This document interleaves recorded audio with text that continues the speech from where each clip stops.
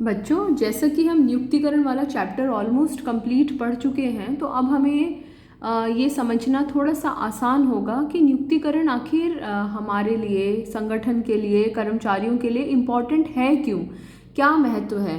हमने नियुक्तिकरण के अलग अलग तत्व पढ़े। क्या क्या पढ़े हमने नियुक्तिकरण के अलग अलग तत्व? भर्ती पढ़ा, चयन पढ़ा, हमने अनुस्थापन, अभिविन्यास, प्रशिक्षण की विधियाँ, विकास के बारे में पढ़ा। तो भर्ती से क्या फ़ायदे होते हैं, मानव शक्ति आकलन से क्या फ़ायदे होते हैं, चयन करने से क्या फ़ायदे होते हैं, प्रशिक्षण से क्या फ़ायदे होते हैं। यही सारी बातें जो हैं वो नियुक्तिकरण का महत्व है। जो भर्ती का महत्व है, जो चयन का महत्व है, जो प्रशिक्षण का महत्व है, वही नियुक्तिकरण का महत्व है, क्योंकि ये सब क्या है, वो नियुक्तिकरण के अलग अलग हिस्से हैं। ठीक है ना। तो अब क्योंकि ये टॉपिक वैसे हमें शुरू में कवर अप करना था, लेकिन मैंने शुरू में ये सोच के छोड़ा कि मुझे लगा कि जब हम नियुक्तिकरण का पूरा चैप्टर पढ़ लेंगे तब ये बात समझना शायद हमारे लिए थोड़ा इजी हो जाता है। तो रजिस्टर में नए पेज पे हेडिंग डालिए नियुक्तिकरण का महत्व, और फर्स्ट पॉइंट है योग्य कर्मचारी खोजने में सहायक। कौन सा नियुक्तिकरण का कौन सा वो पहलू है, कौन सा चरण है जो कि योग्य कर्मचारी खोजने में हमारी मदद करता है? क्या लगता है आपको, क्या होता है? चयन। क्योंकि चयन में हम क्या करते हैं, सभी प्रत्याशियों में से सर्वश्रेष्ठ प्रत्याशी का चुनाव करते हैं। तो हम एक एक उसको रिलेट करके इसको याद रखने की कोशिश कर सकते हैं। फर्स्ट पॉइंट लिख लीजिए, इसके कोई बहुत ज़्यादा एक्सप्लेनेशन नहीं है। सेकेंड पॉइंट, कार्य का बेहतर निष्पादन। काम को हम बहुत अच्छे तरीके से कर सकते हैं। नियुक्तिकरण का कौन सा पहलू है जो हमें काम को बहुत अच्छे से करना सिखा देता है? प्रशिक्षण। क्योंकि जब हम ट्रेंड होते हैं तो हम उस काम को अच्छे से करते हैं, नंबर एक। दूसरी बात, जब हमारा चुनाव ही ऐसे होता है कि हम उस काम के लिए सबसे उपयुक्त व्यक्ति होते हैं, तब भी हम काम को अच्छे से और मन लगाकर करते हैं।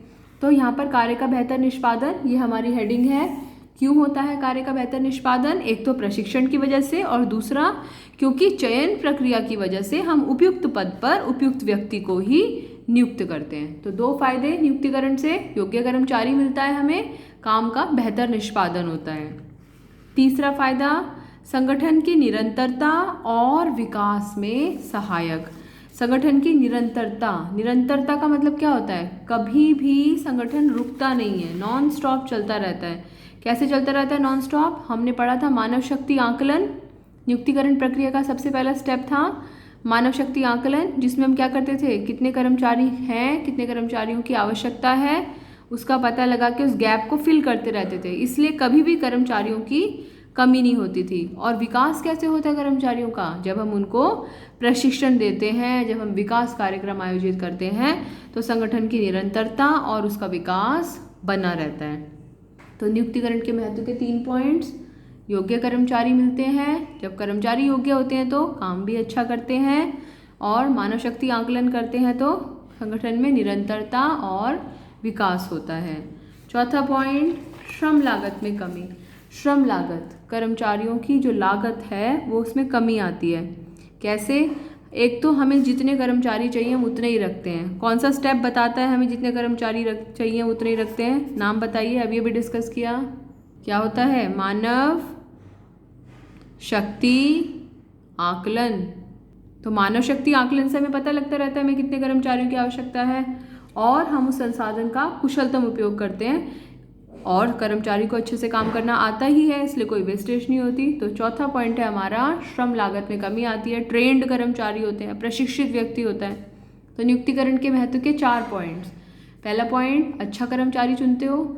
जब अच्छा कर्मचारी चुनते हो तो वो काम को अच्छे से करता है, गिनती मेंटेन रखते हो तो संगठन की निरंतरता और विकास बना रहता है। ट्रेनिंग दे दी तो लागत में कमी आती है। लास्ट पॉइंट, पहले इन पॉइंट्स को, वीडियो को पॉज करके नोट कर लीजिए, तब नेक्स्ट पॉइंट पे जाएंगे।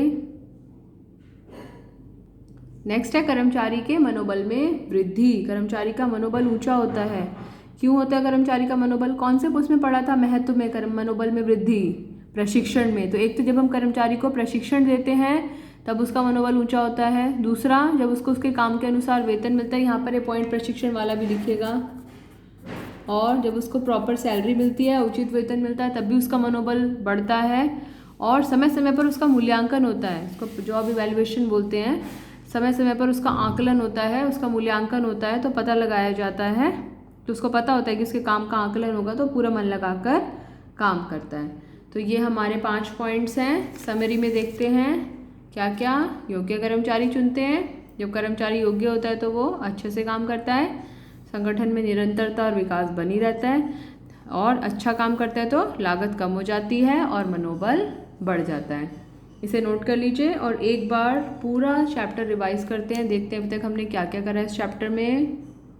हमने सबसे पहले नियुक्तिकरण की परिभाषा की थी। प्रबंध प्रक्रिया का वह भाग जो संतुष्ट और संतुष्ट करने वाले कार्यबल को प्राप्त करता है, उसका उपयोग करता है और उसके रखरखाव से संबंधित होता है। फिर हमने अभी नियुक्तिकरण का महत्व डिस्कस किया। कितने पॉइंट्स हैं इसमें? 5 पॉइंट्स।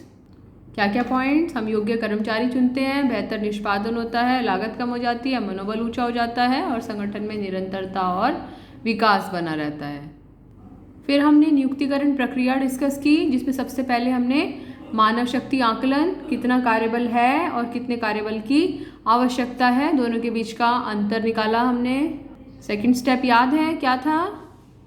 भर्ती, संगठन में रिक्त पदों की पूर्ति के लिए भावी प्रत्याशियों को आकर्षित और आमंत्रित करना। फिर उसके बाद में चयन, सभी प्रत्याशियों में से सर्वश्रेष्ठ प्रत्याशी का चुनाव। फिर अनुस्थापन, अभिविन्यास, अनुस्थापन में उसको स्थापित करना, अभिविन्यास में उसको लोगों से परिचित कराना। अनुस्थापन में पद पर स्थापित करना, अभिविन्यास में कार्य वातावरण से अवगत कराना, ये सब डिस्कस किया था। फिर हमने प्रशिक्षण और विकास के बारे में पढ़ा।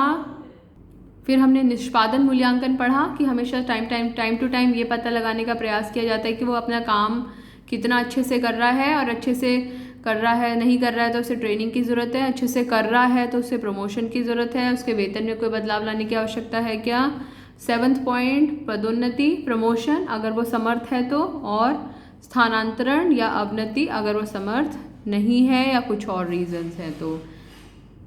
और लास्ट पॉइंट हमने इसमें पढ़ा था पारिश्रमिक, उसकी सैलरी जो होती है जितना वो योगदान कर रहा है उसके बराबर होता है। पारिश्रमिक के 3 हिस्से हमने डिस्कस किए थे, वेतन, सुविधाएं और प्रलोभन। पैसों के रूप में जो मिल रहा है, घर, गाड़ी, बीमा, हेल्थ के रूप में मिल रहा है। प्रलोभन मतलब बोनस, कमीशन या लाभ में कोई हिस्सेदारी मिल रही है। तो पारिश्रमिक के कितने हिस्से पढ़े थे हमने? 3 हिस्से। ये सब क्विज में आपसे डिस्कस करेंगे। फिर हमने भर्ती को डिटेल में पढ़ा था, भर्ती की प्रक्रिया,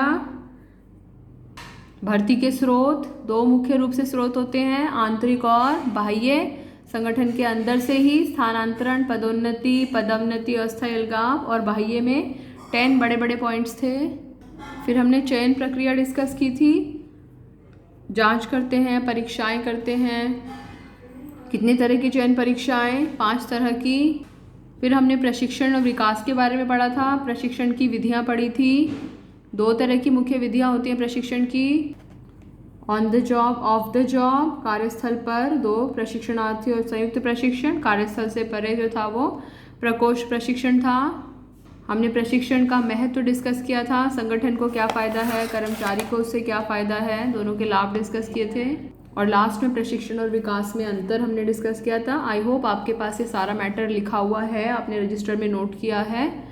ठीक है बेटे, अपने से धोखा मत करना, कोई ऐसे पॉइंट्स मिस मत करना। आधे घंटे की क्लास होती है, साथ के साथ नोट करना होता है। पूरी डेडिकेशन के साथ पॉइंट्स को नोट किया करो, रजिस्टर मेंटेन करो। कोई प्रॉब्लम हो तो हमें बताओ। नेक्स्ट क्लास में आपका इस चैप्टर का क्विज डिस्कस करेंगे, बहुत अच्छे से करके आना। बहुत इंपॉर्टेंट चैप्टर है और बहुत बड़ा चैप्टर है, हमने पूरा कवर अप कर लिया है इसको।